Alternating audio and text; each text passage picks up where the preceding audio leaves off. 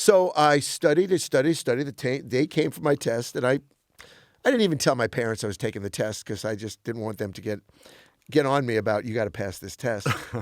And I think my parents forgot about that sort of little deal, which I sort of forgot about it too, an extent, but I just wanted to pass. Took the exam, and a few days later, Mr. Goldberg, who said to everybody, whoever gets 100 on the algebra regents gets to fly in my plane. He had I think it was a Piper one-engine plane, single-engine plane, or Cherokee. And he kept it at the Fairfield, I forgot what it's called, Fairfield Private Air. Someone having a private plane was unbelievable. Of course. He had a private plane. So I took the exam right next to Kippy, and I was just praying to get a 65. And I remember there were kids like Ray Masiello and Warner, I forgot Warner's last name. They were the 99 students. They had perfect scores in Mr. Goldberg's class. I sat in the back with Kippy, sending notes to each other. Hey, what time are we going to ride the mini bike? Oh, hopefully I could get gas from my father. That's all I did in algebra.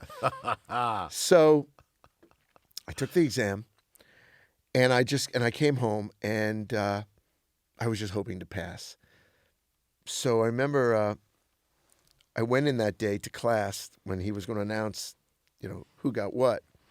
And I was just praying I got a 65. And Mr. Goldberg said, well, I have 3 classes, because, teachers have many classes. He says, I have 3 algebra classes.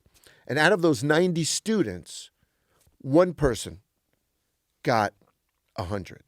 And Werner was, he was from German parents. They are so disciplined in their study, and he was just standing there waiting for the 100. And there's Ray Masiello just waiting for the 100. And I'm sitting there with Kippy Cohn going, I hope we got a 65. I hope because I want to ride that motorbike, man, that mini bike. Because I knew my father would just destroy me, if I didn't pass.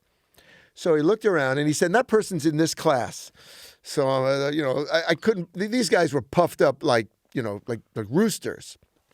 And he said, and the 65 goes to Mr. Guttenberg back there. Now, I'm passing a note back to Kippy Cohn going, hope we can ride the mini bike. And I looked up, and every head in the classroom looked at me and went, what?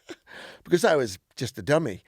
And Mr. Goldberg said, congratulations, Mr. Guttenberg. You've got a free ride in the plane. I couldn't believe it. And all of a sudden, it was the first time I ever saw what fame does. Every head in the classroom turned toward me and was amazed and awed, and my presence was given room.